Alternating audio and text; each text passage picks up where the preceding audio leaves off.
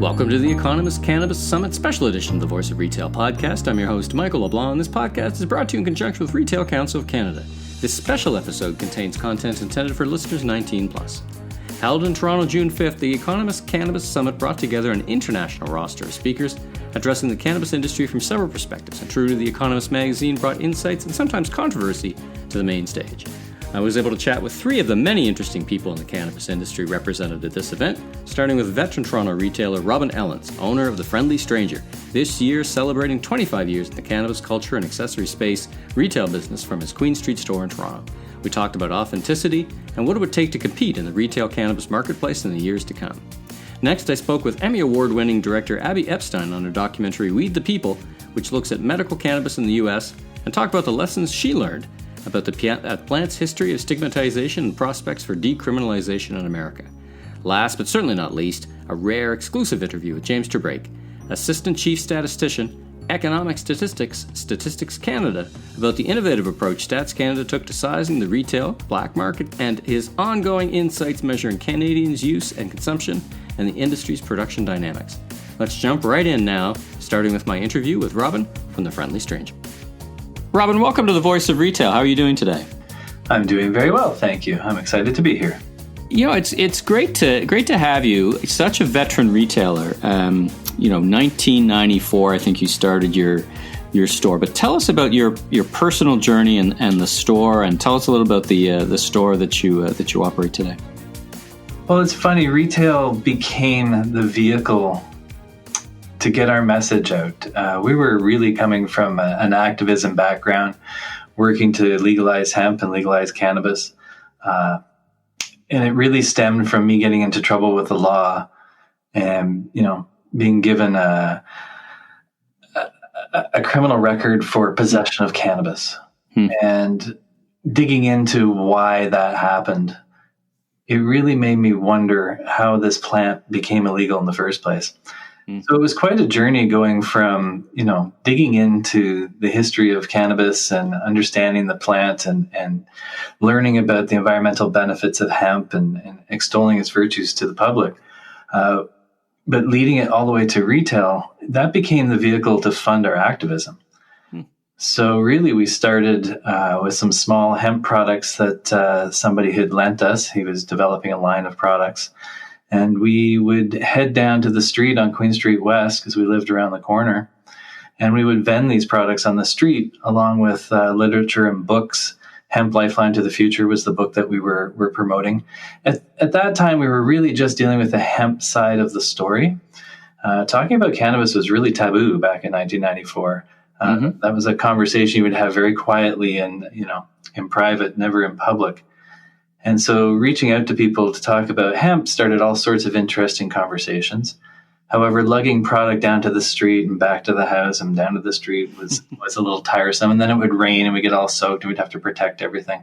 Yeah. So it was a natural fit to move into a retail model and move into a space where people could come to us instead of us going to people. And, we started small. We rented a small 200 square foot space on the second floor on Queen Street West, up the stairs, around the corner, down the hall. Not really understanding how big the dam was we had our finger in. It was kind of surprising. So, we started very, very humbly. We didn't have much money. I know we used our rent money for our apartment or house to rent the retail space, and whatever we had on hand, we put into inventory. And I remember when we got to the stage of actually going to open the storefront, we couldn't put change in the till. We weren't even able to make sales because we didn't have enough to. I think we had to clear our last shipment in, and we had to put change in the till. So we've been networking with the environmental group in the city, and that group led to meeting some interesting people who really believed in the hemp side of things. And because of that, we were able to actually ask for funds from one individual. His name was Peter Burns. And I remember going to the bank with him and him taking $500 out of his personal account and handing it to me. And, saying best of luck sort of thing. Never really expecting to get the money back, but believing in the cause. Right. And then, we opened the store. So that was July 7th, 1994. We actually opened the doors for the first time. And we sold $300 worth of stuff the first day. People were running down the street and coming in the store. It was quite a shock. And I don't think we were ready for it. But myself and my partner, my other half in life, she's got a real level head when it comes to seeing things for what they are. She's a realist. I'm a dreamer and optimist. I can build anything and make anything happen, but she's the one that makes it run down the straight and narrow. And I think it was quite a natural evolution to go from the street to the 200 square foot space, and then over time to becoming a full-on storefront retail operation.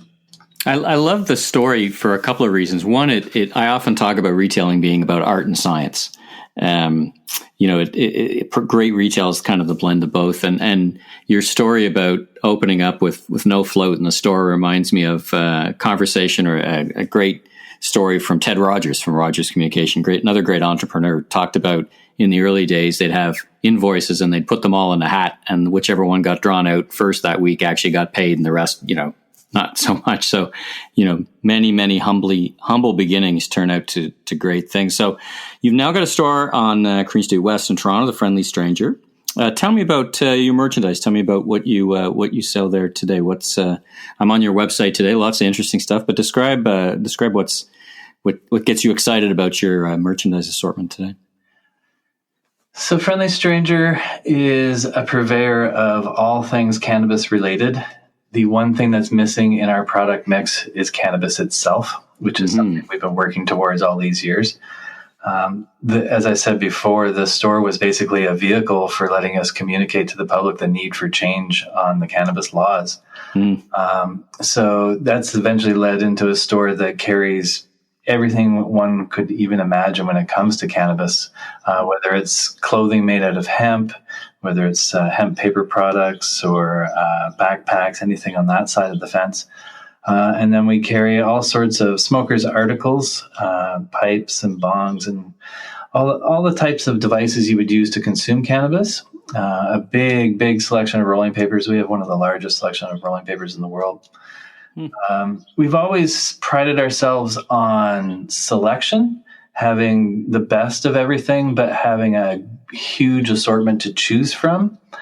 And it's really been interesting because people that come to see us come from all over the world and come from all walks of life, and everybody has a personal favorite way of consuming cannabis or enjoying cannabis. And we've always strived to meet those needs. And at the same time as selling excellent quality products, it was about the service. It was about delivering an educational element in what we're doing day in and day out, and asking for the changes in the laws to happen. And by people shopping with us over the years, they were fueling our activism and our ability to stay there every day. And, it grew into something bigger than the sum of its parts, which I think we're very proud of. You've been asked this question before, I'm sure, 25 plus years in the kind of long and winding path to the legalization of retail cannabis. Looking back, you can see milestones, medical cannabis. And I'm trying to find a different way to ask you the question you've probably been asked 100 times. But, did you think it would ever really happen? And I guess that's a pre-question to, have you been surprised, or what's your observations on legalization? What are we now, 6-8 months into national recreational cannabis legalization? It's a very good question. When we first started this, our whole goal was to get the laws changed, and being an activist background and, pushing in that direction the whole way is the focus that we've had for the company. Our mission statement was to legalize cannabis through education and awareness raising. And did we think it would ever happen? Yes. We figured over time, eventually enough people would hear the message. And once, all of the reefer madness was dispelled, things would change. It took us, we really started with the Canadian Hemp Association. We started on the hemp front first and worked with Joe Strobel and Jeff Keim and got the hemp legislation put through. And that took 9 months. And we're like, wow, okay, well, let's go finish this. Let's go legalize cannabis. And then 25 years later, it finally happened. But along that path, there was definitely some great signs of change that were happening. But then, political shift of wills, change of government. We had some really dark days under the Harper administration where we thought, wow, this is never going to happen. Yeah. And then, boom, things changed, political shift of will again, and suddenly the lights went on and rationale became normal and cannabis got legalized. And honestly, for most businesses, you set goals to attain, but you never really expect to attain them. That's just what you work towards. That's what drives your business. We actually ended up in a situation where we're like, wow, okay, we did it. Now what do we do? Now what? As far as the way it's happened in Canada and more specifically Ontario, it's amazing that we've nationally legalized. That's a huge deal. And I don't think people really fully understand the magnitude of that change. But because of our constitution, the way we have to let each province set up their own rules and regulations has created a nightmare for consumers, especially tourists, where, it's a different policy in every province, and then every municipality has a different way of dealing with it. So that can be an issue.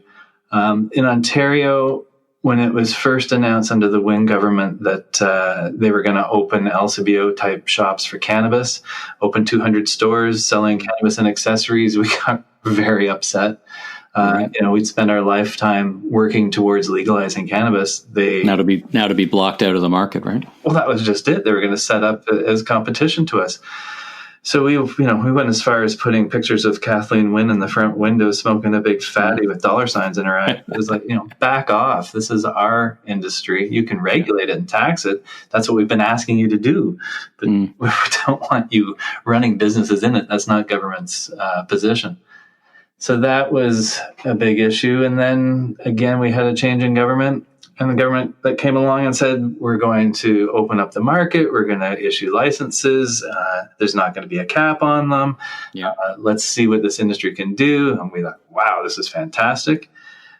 So we partnered with Greenacre Capital, who put some money into the firm. And we, we're planning to open 40 to 50 stores in Canada, which is really exciting. And, the gears started spinning, the wheels started flying, and we got some leases signed. We're getting ready to open new locations. And then they started this lottery and put the brakes on everybody in the industry.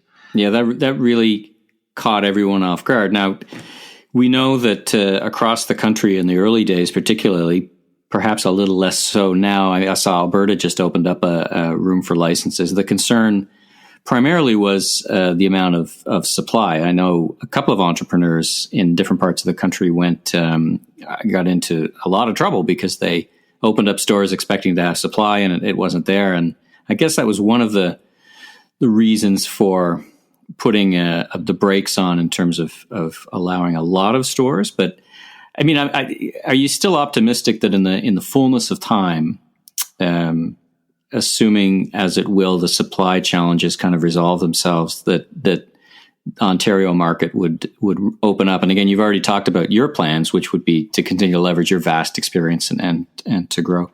Are you optimistic as you sit here today and look forward? I am. It's taking a little longer than it should. I think one of the reasons they put the brakes on, supply was part of the issue. Supply isn't really the huge issue here. The issue is testing. They don't have enough testing facilities to let the product out the door fast enough. We can generate all the supply we need. So there's lots of little things that have to change. But as far as the direction we're going, we waited 25 years for legalization. Sure. We can wait a few more months to get licensed to sell cannabis. And our approach to selling cannabis is not going to be like anybody else that's in the industry. And that's because a lot of these companies that have rushed to market and partnered with everybody and the licensed producers and the rest of it and, flocked to the market and open these shops, they're doing it for the wrong reasons. They're doing it for the money side of it. And they're not really generating the right ambience for the clientele. They're not really connecting with the cannabis consumer in the way that we do. So for us, we have a business model that functions beautifully. And we sell a crazy amount of accessories out of our one store. We're just going to add cannabis to our mix. Our model works beautifully. So by adding cannabis to our mix, not only can you come in and buy cannabis from us, but you can come in and have a full experience where we'll help you find the right strain. We'll help you find the right device to consume cannabis with that fits your lifestyle in a very friendly and professional manner. And I think that's the secret to our success, and it will be the secret to our success as we go forward. It's not the first time I've heard on this podcast even people talking about the rush to open up by new people to the industry, and maybe they overlook the core audience to begin with, like the customer that's been in your stores for 20 to 25 years. So I guess that's what your approach is distinct in that you've got that pedigree of that both relationship with an existing customer base, but of course that won't last, or that lasts in Toronto, but you're going to expand across the country and take that model across the country. So it's an interesting approach for sure. It's scaling what we do is different. We've built this from the seat of our pants. We worked very hard. There've been a lot of 18-hour days over 25 years. Let me tell you.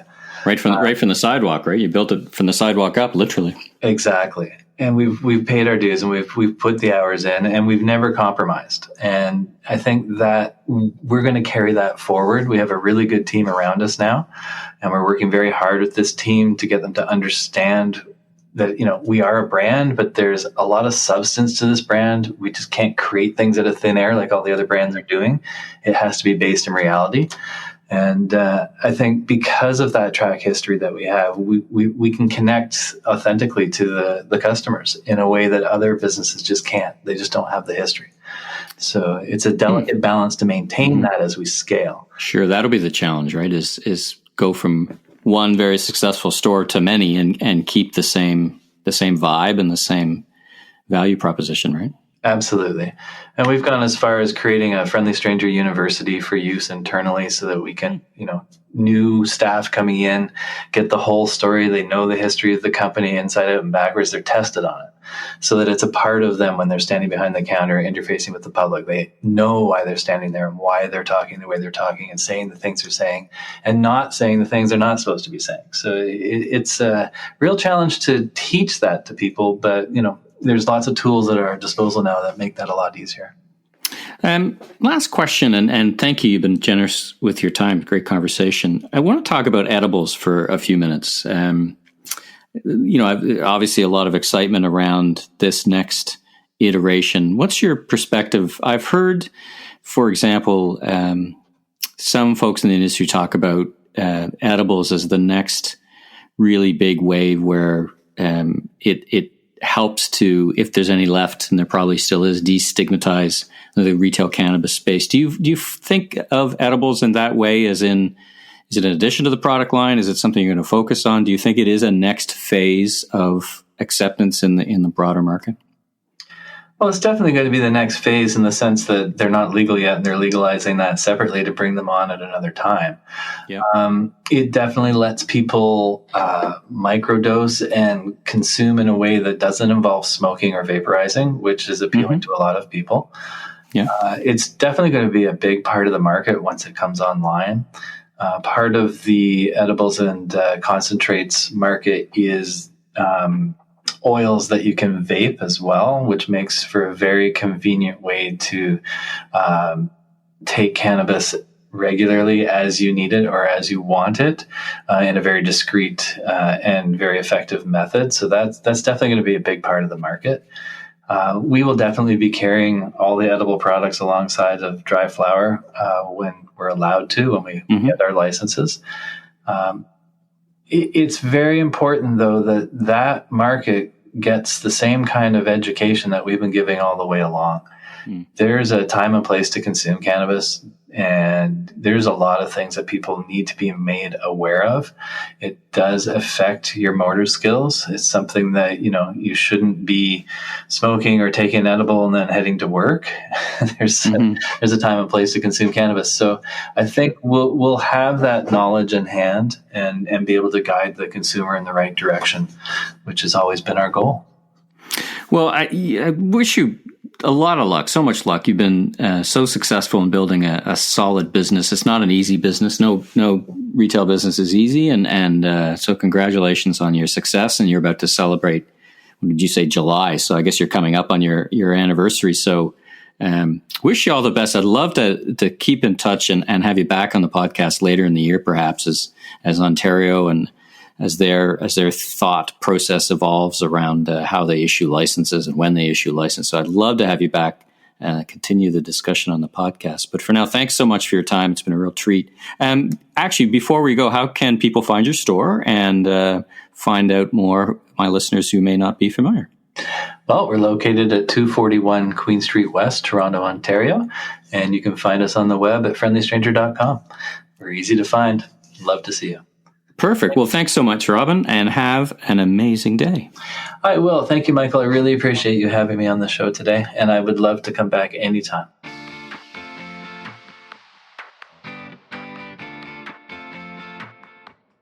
Abby, welcome to the Voice of Retail. We're here at the Economist's Cannabis Summit. Welcome to Toronto as well. How are you doing today? Thank you. Amazing. Not your first time to Toronto. You're a multiple visitor. You're going to have to apply for some kind of visa or something so we can continue to welcome you.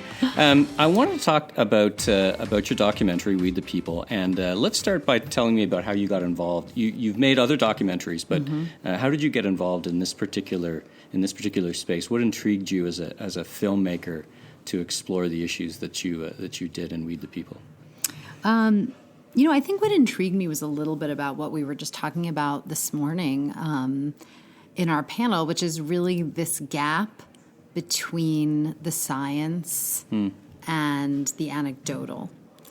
And, I guess my partner Ricky and I came in to make this film because she had been in contact with a little girl who had a disease that really had no effective treatments. And so they were exploring possible integrative medicine or alternative options because they were giving her chemo, but wasn't really an doesn't work for everybody. Effective, actually cure for this disease. It was just the only thing they could do.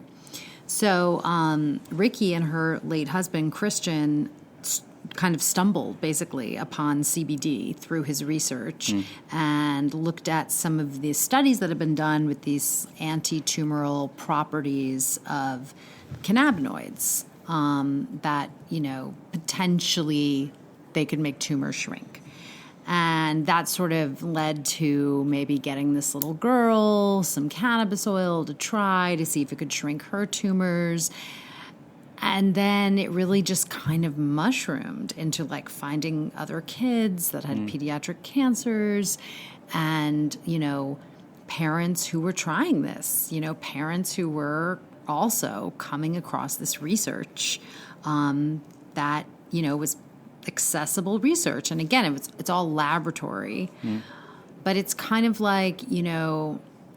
if you are fighting for your child's life, and there might be some component that you could add to, your ongoing treatment that could possibly, be the missing piece. Sure. And this treatment, is sort of like acupuncture, right? If it works, great. If it doesn't, it's not going to hurt you. Right. Why wouldn't they try it? So I think, as a filmmaker, it was so fascinating because we really went out with these 5 families having absolutely no idea where any of this would go.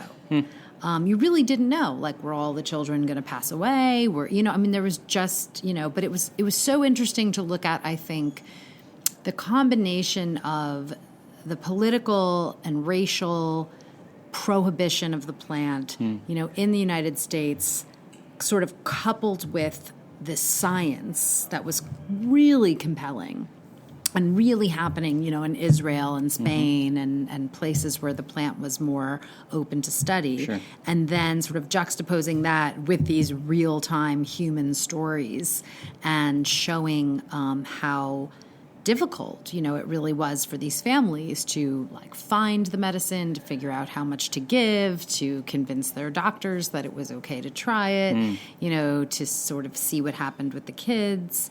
So for us, it was really fascinating, and I think as documentary filmmakers, we're usually kind of very libertarian people, and we felt like this was something that we had to blow the lid off, in a sense, to say, look, there's this plant, there's this substance. Your government has basically convinced you that it's the devil, since the 1920s.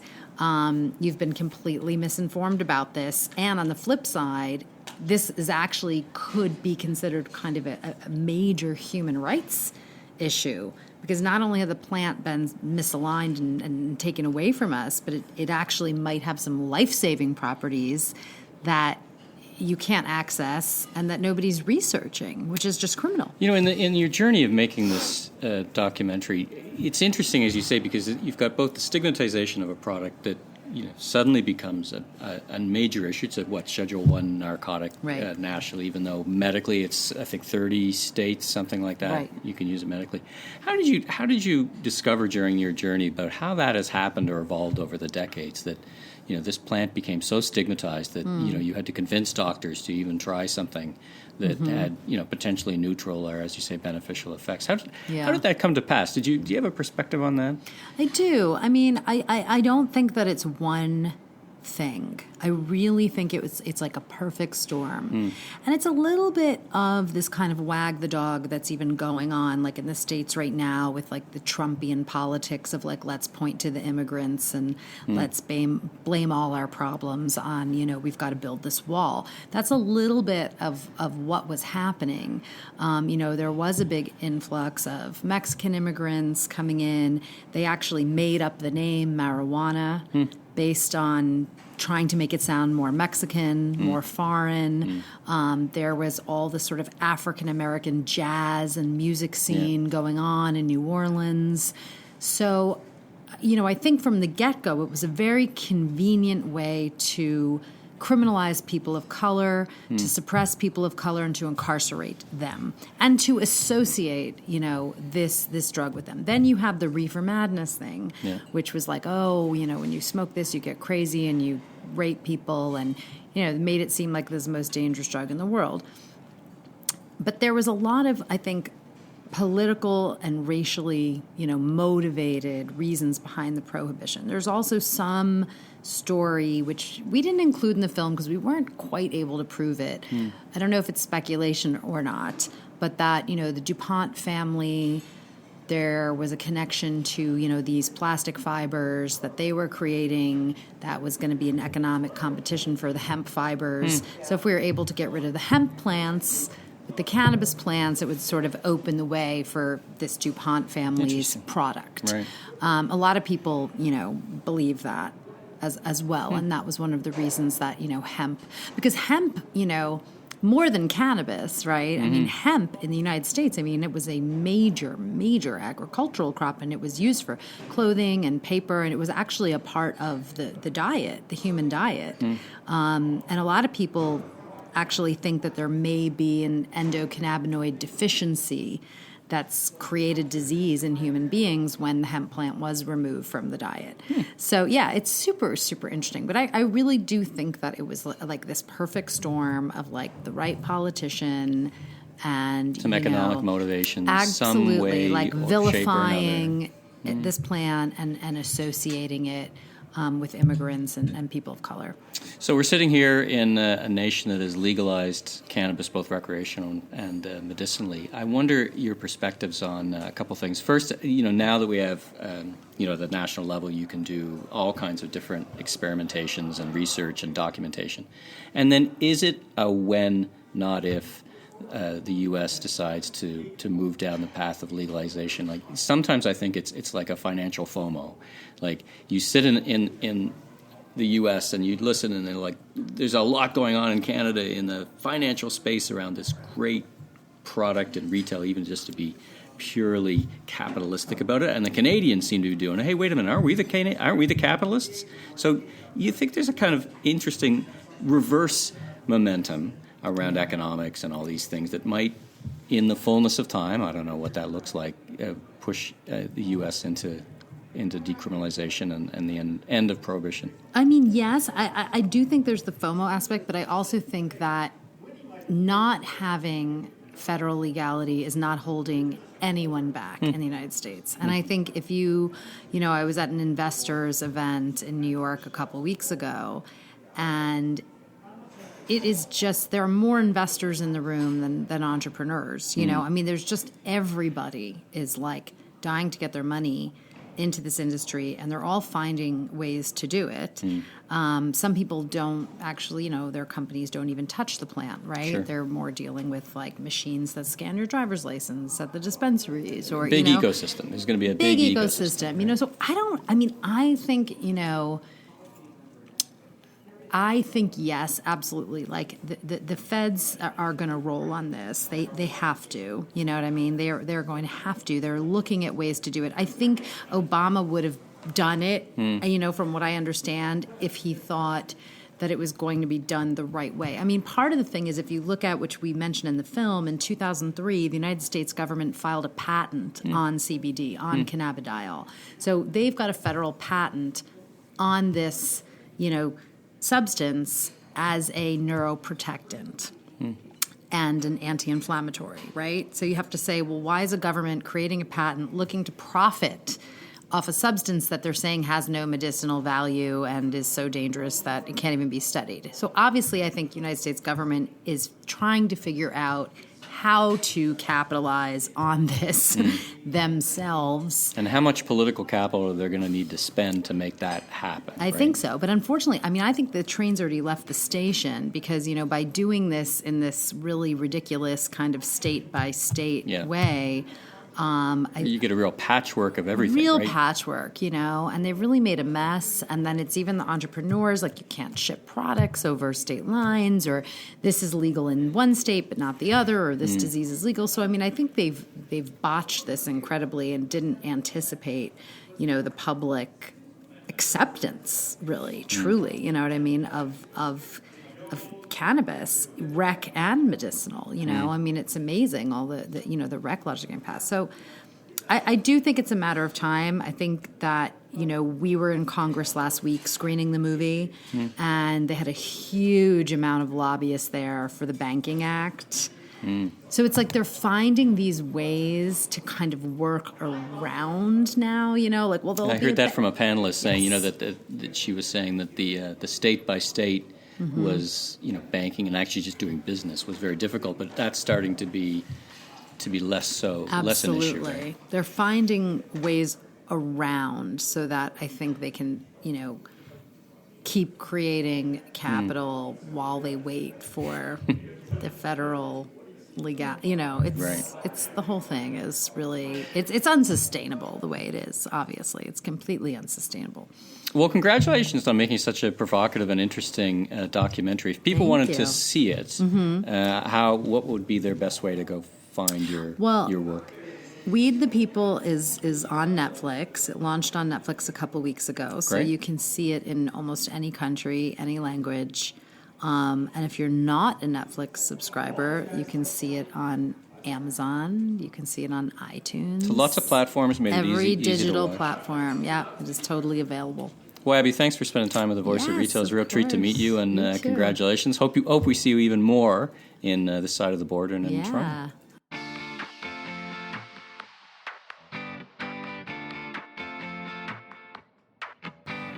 Jim, welcome to the Voice of Retail podcast. We're here at the Economist Cannabis Summit. Welcome. How are you doing today? Great, thanks. You're a very popular fellow. Lots of people want to talk about measurement and cannabis. I wanted to start by congratulating you and the team at Stats Canada for the innovative approach that you've taken to measurement. I think everyone in the audience, and there's an international audience here, really, I'm not sure, appreciated how innovative your approach has been. How did that, talk a bit about that, your Stats Cannabis and crowdsourcing. Right. How did that come up in the organization when you were challenged to measure this market? In a way, it's a very interesting story. I would say we sort of woke up, a year and a half ago, 2 years ago, the government's, thinking about legalizing cannabis, and And we really said, you know what, if this goes ahead, there's going to be a lot of Canadians asking questions of Statistics Canada about, okay, so how many people are consuming? What's the size of the market? What's the price? Is the price declining? How many people are joining the market?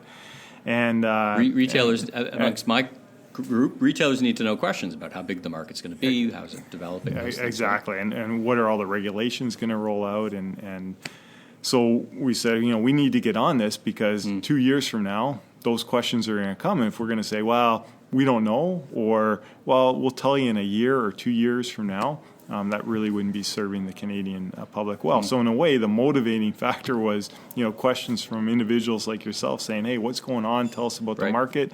And we just want to be ready and be, in a way, proactive in terms of being able to address those questions. I guess it was also fulfillment of government policy, because we know one of the three, one of the key pillars was the elimination of the black market. So first you got to measure the black market, right? I mean, that's probably, I'm sure there's not just consumers who are asking you, how's it going, but there's also governments are asking and fulfilling your mandate to inform policy, right? Yeah, exactly. I mean, there's a real need for this policy, these regulations to be based on evidence. And, whether it's the government, academics, just citizens, just to understand, okay, so we're going to legalize this. This is a massive social experiment, if you would. We can't do this without data. We can't do this without sound information. So we really saw that as our, if you want, social responsibility to Canadians to just build up a massive amount of data. We also thought, other countries might follow suit. And wouldn't it be great if we had this, big bank of data that looked at the transition of Canada from illegal to legal and could, in a way, share that experience with other countries that might be going through something similar. Unique at a national level. I mean, really, the very first G20 country, of course, legal in states in the U.S., but not at a national level. So that's interesting. And of course, Canada's got a great reputation, your organization, in terms of providing quality information. Right. So let's talk about that for a bit. So you developed a crowdsourcing stats cannabis. That's what really struck me as innovative. And what you mentioned something that you were surprised at the participation and the depth of participation by consumers. Talk about that for a bit. Yeah. So we developed this crowdsourcing app called Stats Cannabis to collect prices of what Canadians are paying for cannabis. And really, that was one of the biggest questions right up front is, okay, so what are Canadians paying for prices? Now, we didn't have a retail store that we could go to like we do for the CPI and just say, hey, what's the price of milk or what's the price of butter? There's no store for us to go to. So we were really challenged. Well, how are we going to get this price? So we said, well, you know what? What the heck? Let's just ask Canadians, right? Canadians are good people. They're honest people. So let's put up an app and let's just ask them to report their latest price. And it was a bit of a novel idea, so in many respects, the media actually helped us very much in promoting this. And we played quite a bit on Canadians' curiosity. I think Canadians themselves were kind of curious. Yeah, what price? I know what price I'm paying, but in general, am I getting a good deal or Is not? Is that good? So they said, you know what? I'm gonna throw my price up there, and I'm gonna be able to compare it to other individuals in my city or in my province. Are we getting roughly the same price? And to date, we've been running that app. It's kind of ebbs and flows in terms of when people post prices, but we've gotten over 20,000 prices that we've collected over the course of a year and a bit. So a good, robust data set, as we would say in the biz, right? Yeah, very good. And now we've, since legalization, we added a few questions. Did you purchase it legally? Did you purchase it illegally? So what's the price of legal versus illegal? Yeah. If you purchased it illegally, why? Is it because proximity? There's no retail outlet close by. Certainly the case in Ontario, right? So it's such early days that it's hard to draw too many conclusions from that. Yeah. Right. And what were your findings generally, just at 6-7 months in, kind of a minute or two, what are the top line findings around purchasing legacy market or the black market versus the retail market? What have you learned so far? So it's really interesting. Prior to legalization, we had asked Canadians, when cannabis is legalized, are you going to purchase it legally or are you going to continue to purchase it illegally? And at that time, as people were thinking about what they were going to do, I would say around 75 to 80% of Canadians said, yeah, I'm going to purchase legal cannabis. Legal cannabis rolled out. We saw some issues in terms of getting retail outlets stood up. Sure. So what we're finding is that maybe there's a willingness of 80% of Canadians to purchase legally. Roughly only 50% of them are purchasing legally right now. And the more frequent users are still more apt to purchase illegally. So when you look at it from an expenditure point of view, around 35% of the expenditures are legal cannabis and 65% are illegal cannabis. I mean, it doesn't surprise me. I'm not sure if it surprises you, but it's when you think about changing patterns of what people do and how people change the way they do things, these things don't happen overnight. I mean, this is, suddenly becoming legal has this, bubble burst of change. But in general, people change slowly, right? Habits develop over time, not instantaneously. So I'm not surprised by that. I actually think it's interesting.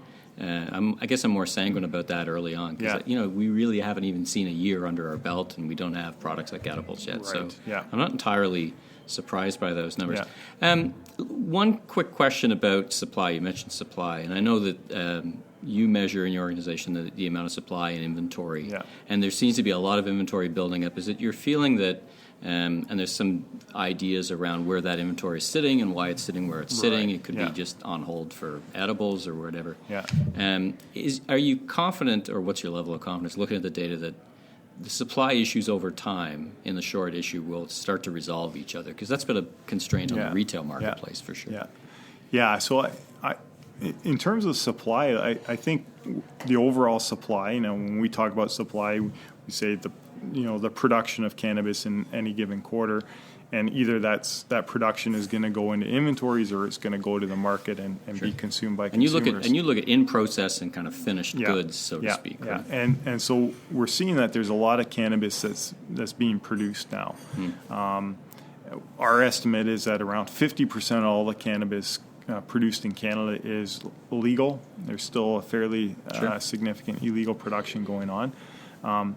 But in the last 2 quarters, we've seen these fairly significant buildups in inventories where it doesn't seem that the cannabis is getting to the final consumer. And that could be, one of two reasons. One, producers are waiting for the regulations to come in to allow them to produce different types of products.